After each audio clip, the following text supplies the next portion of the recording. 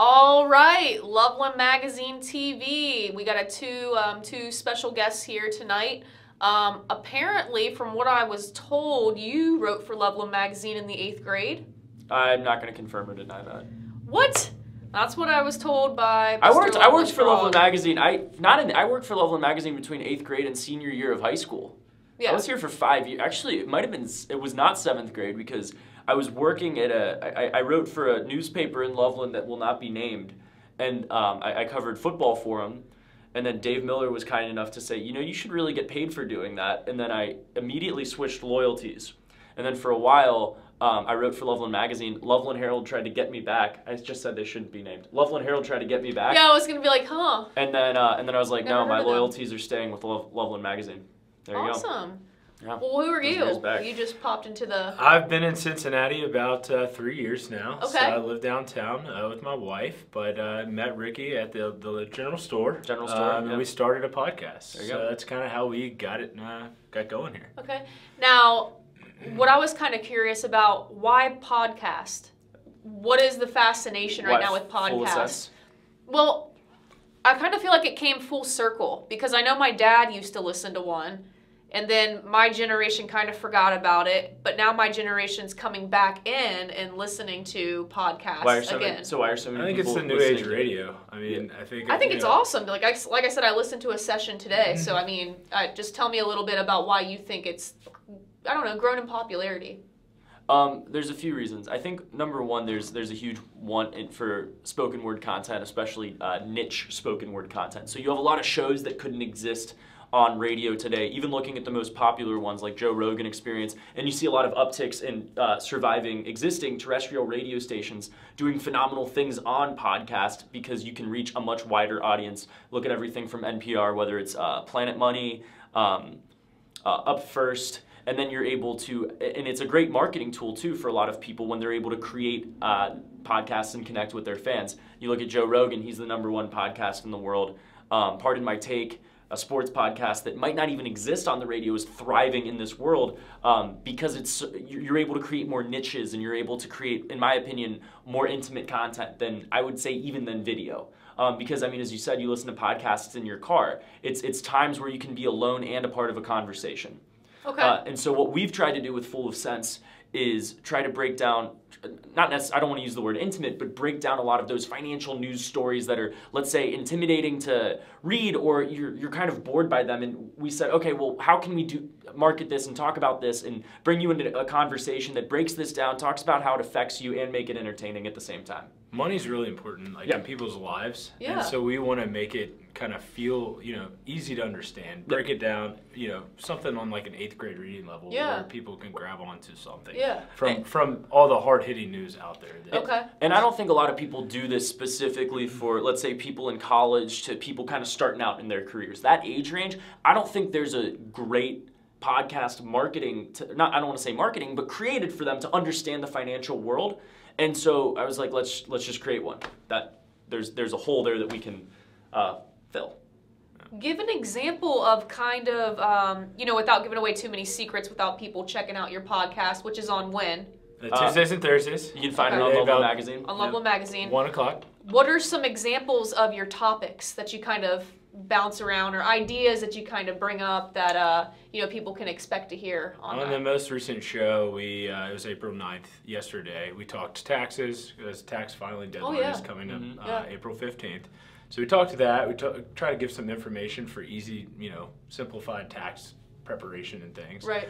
We talked, Well, and then we tie that in with a broader discussion of Yeah. the tax law and stock buybacks and how those Gotcha. relate to each other. So for the example, growth of the economy. growth of the economy. Stock we market, buy and sell at Netflix. We talked about how, so sometimes we'll focus on single companies, not Okay. too often, but so for example, one of the questions when Netflix, during their rise, was how is Netflix going to interact with movie theaters, right? If I can stream every movie in my house, then what's even the point of me going to a movie theater? Ticket sales should decline. Yeah. And what a lot of theater owners have found out is that that's not necessarily the case. And in fact, in 2018, that was the highest grossing year for movie ticket sales at the theater. So we're talking about these macroeconomic phenomenon that you are a part of, that everyone's a part of, and saying, how does this impact your wallet? Occasionally we'll hit on things, let's say the Masters is starting this weekend, so we might talk about some of the money surrounding that, some of the gambling surrounding that. We might talk a little bit about cryptocurrency. We love talking about Cincinnati news. A little gambling occasionally. Occasionally, but it's not a gambling show. Right. Right.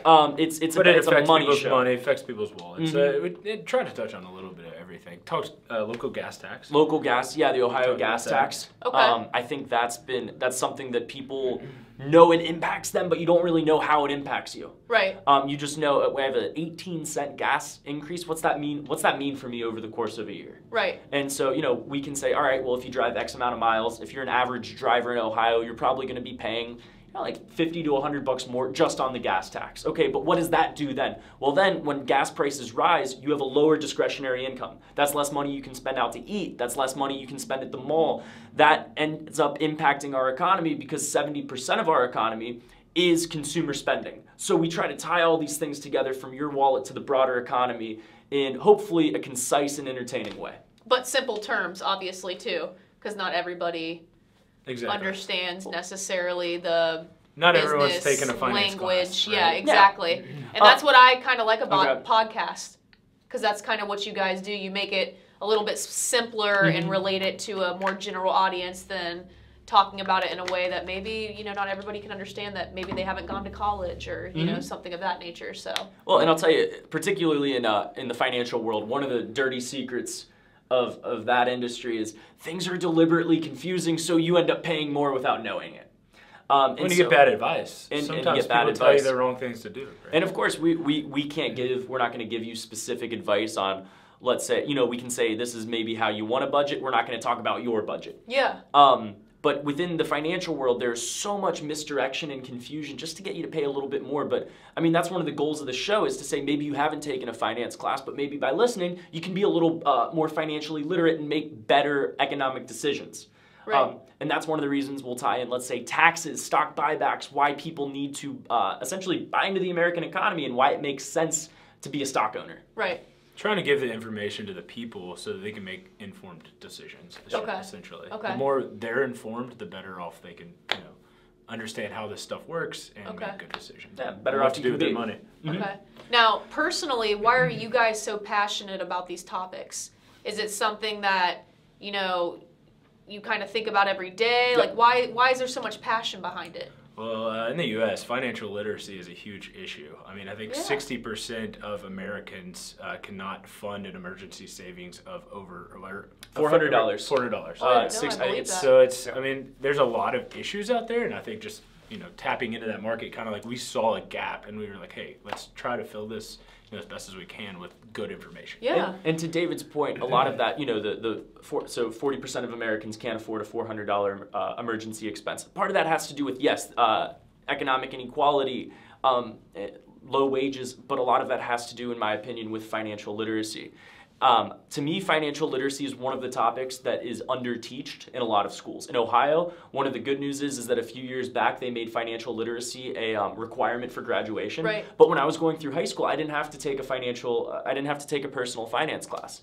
One of the things I thought about when I graduated was, you can take a science fiction class, you can take a creative writing How class. much is that going to help you in today's world? I think those are valuable, but I think Science fiction, first, Hey, I'm a big event. I like science fiction. Oh, yeah. Amen. Nothing wrong Nothing with wrong history with or it. anything like that, but it's not going to Preparation-wise. help you in today's, how to fill up your gas tank or how to save, how to retire, And whatever your goal is. And I think with personal finance, when people are much better off when they have that personal finance background knowledge. Right. What does it mean if you're buying something with 0% APR or 0% loan? Why are they doing that? How can you cut through a lot of the marketing that influences you to make worse financial decisions? And so, in my opinion, the best way to teach some of these skills is to also bring in current events. Right. 70% of millennials, we hate that word. We hate We hate the millennial. people, age college kids. College are going kids to- out of college, yeah. 70% of them have student loans now when they graduate. Yeah. So, I mean, that's that's a troublesome number. I mean, Right, right. You know, it's not mortgage debt anymore because they can't afford a house. Yeah. Right. So they're now paying debt to just from their school. Oh, So everybody's renting it's too, tough. so Yeah. it's like, oh, empty money. Right. Yay. right. Well, you know. So I think those kind of people, they want information. They want to know what if they're doing the right thing or should they do something different and how it all relates. Yep. Right. Kinda. So if you were to pick out something to share, with people seeking this information, what's the one thing that you would share with them, that you would want to share with them about finances or about the future or the next 5 years of what they should really be focusing on to be financially sound, I guess you could say? You want me to Wanna go? take it? You can I got both two kind of things. tag Alright. team. Number one, you gotta follow Full Sense. You Follow- gotta listen to the podcast. First, That's the yeah, first. That's yeah. the first step. Yeah. Apple Podcasts. And I love the way you Spotify, guys kind of Google bounce Play. off each other. It's cool. Yeah, we have a little bit of fun. Yeah, you do. I Num- like it. Number two, I think for the number one thing you can do to help yourself is to make saving automatic. So turning on automatic contributions out of your bank account instead of waiting to the end of the month to, let's say, save money in a taxable account, IRA, 401k, all that stuff. Make it so you're not even touching that money. Because I think when people set, like, let's say a savings goal, and then they say, I'm going to try to do it with the money that gets left over, then a lot of times you find other places for that money. Right. Yeah, I think trust your gut. I mean, if it looks like a bad idea, it probably is. Yeah. Okay. Saving is on your side as a young millennial or adult. You got time on your side. Yeah, you've got time. So, if you put away, $1,000 a month now versus when you're 50, it's going to do a lot more for you. Right. Because of compounding. Right. So saving is a big one. I mean, and debt management. And, management. if you have credit cards, it's not a good idea. Okay. So try to live within your means. Well, Okay. credit cards can be a good idea. Can be a good idea. I mean, you need.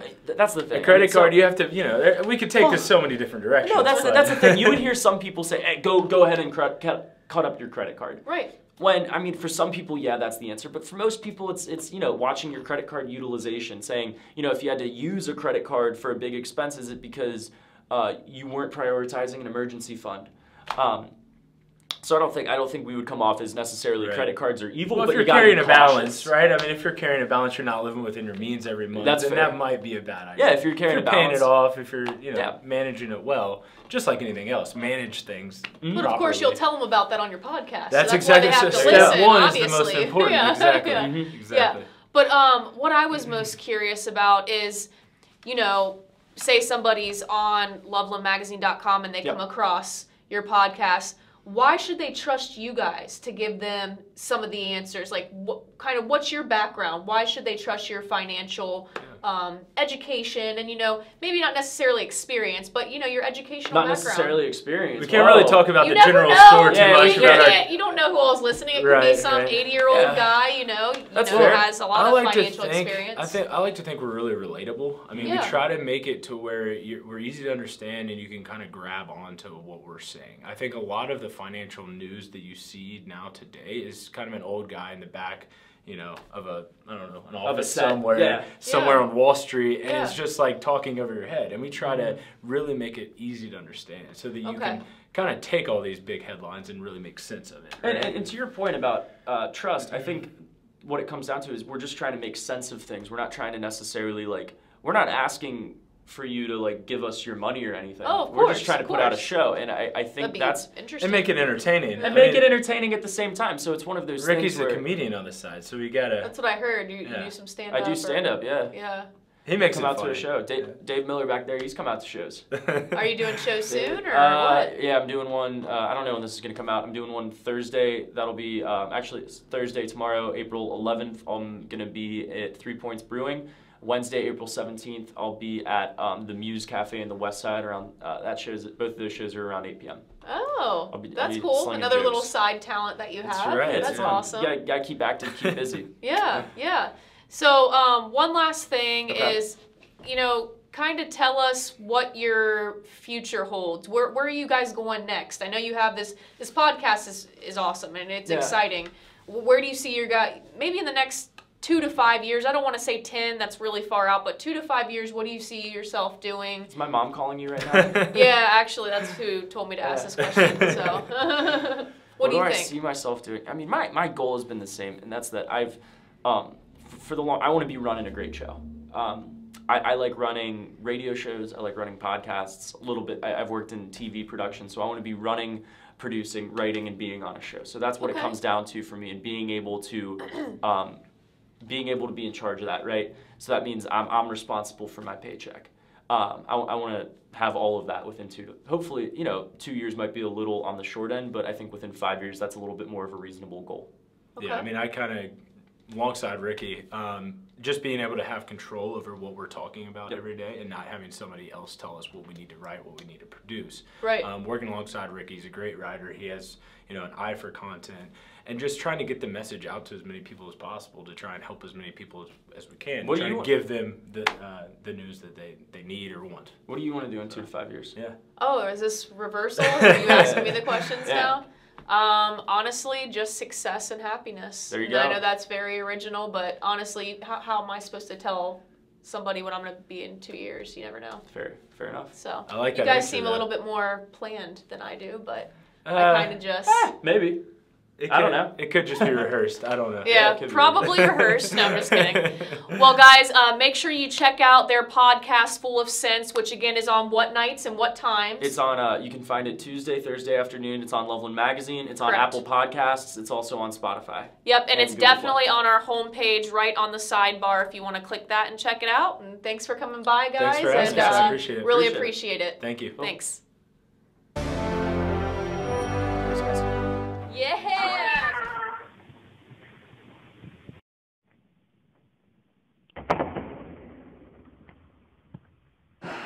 Now we're cooking with gas. Yeah, we are.